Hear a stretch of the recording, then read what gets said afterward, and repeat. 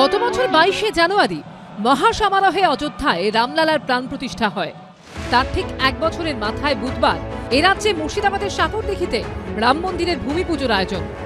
ইতিমধ্যে রামলালার মূর্তি ও ফলক নিয়ে কলকাতা থেকে মুর্শিদাবাদে পৌঁছে গেছেন বঙ্গীয় হিন্দু সেনার প্রতিষ্ঠাতা সভাপতি অম্বিকানন্দ মহারাজ। ক্যান্সারে নেই আর ভয়, NCRI হবে এর জয়। আপনাদের ভরসা নেতাজি সুভাষচন্দ্র বোস ক্যান্সার হসপিটাল।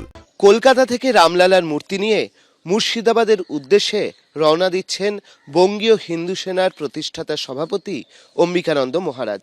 আমরা দেখতে পাচ্ছি অযোধ্যায় রামলালার ঠিক যেরকম মূর্তি ছিল প্রথম দিকে, সেরকমই একটি মূর্তি তৈরি করা হয়েছে। সম্প্রতি মুর্শিদাবাদে বাবরি মসজিদ তৈরির ঘোষণা করেন মুর্শিদাবাদের ভরতপুরের তৃণমূল বিধায়ক হুমায়ুন কবির।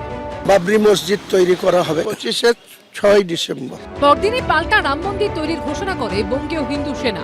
উনি তো আগামী 2025-এর 6 ডিসেম্বরই তো উনি শিলান্যাস করবেন। তো আমি তো বলছি যে আমি শিলান্যাস, আমাদের রাম মন্দিরের শিলান্যাস তো আমরা জানুয়ারি থেকে শুরু করব। সেই মতো তৈরি হয় ট্রাস্ট। মুর্শিদাবাদের সাগরদিঘির অলঙ্কার গ্রামে প্রায় 2 বিঘা জমিতে রাম মন্দির নির্মাণের পরিকল্পনা নেওয়া হয়। বুধবার সেখানেই ভূমি পুজো হবে। ভূমি পুজোর অনুষ্ঠানে আমন্ত্রণ জানানো হয়েছে রাষ্ট্রপতি, প্রধানমন্ত্রী, মুখ্যমন্ত্রী সহ বিভিন্ন রাজনৈতিক দলের নেতাদের। আমরা প্রদেশ কংগ্রেস সভাপতি শুভঙ্কর বাবুকে আমন্ত্রণ জানিয়েছি মেল মারফত। আমরা মার্ক্সবাদী কমিউনিস্ট পার্টি CPIM এর রাজ্য সম্পাদক মোহাম্মদ সেলিমকেও আমন্ত্রণ জানিয়েছি, আমন্ত্রণপত্র পাঠিয়েছি। আমরা অল ইন্ডিয়া তৃণমূল কংগ্রেসের সাধারণ সম্পাদক অভিষেক বন্দ্যোপাধ্যায়কেও আমন্ত্রণ জানিয়েছি। হুমায়ুন কবির সাহেবকেও আমন্ত্রণ জানানো হয়েছে হোয়াটসঅ্যাপ মারফত। ওনার মেল ID আমরা পাইনি। হুমায়ুন সাহেবকেও আপনাদের ক্যামেরার মাধ্যমে বলছি, আপনিও আগামীকাল আসুন ভূমি পূজন অনুষ্ঠানে আমাদের সঙ্গে যোগ দিন।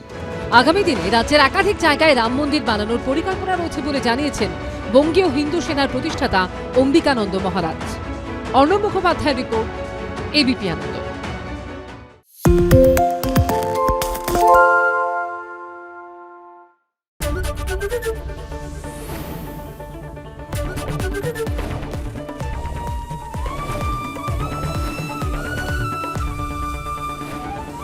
ABP আনন্দ, এগিয়ে থাকে, এগিয়ে রাখে। আরে চাটা দে ভাই, আমার একটা চা দেন। কি হলো আমারটা? বাংলা পক্ষপাত চায় না, বাংলা খবর চায়। বাংলা খবর, বাংলার খবর।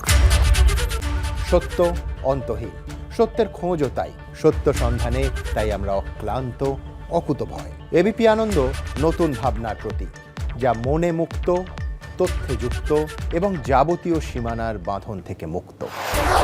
সীমা না শব্দটির মধ্যে লুকিয়ে আছে মানা শব্দটি, যেন চোখ রাঙানি এক অদৃশ্য বেড়াজাল, যা আটকে রাখে আমাদের এক ছোট্ট গণ্ডির মধ্যে।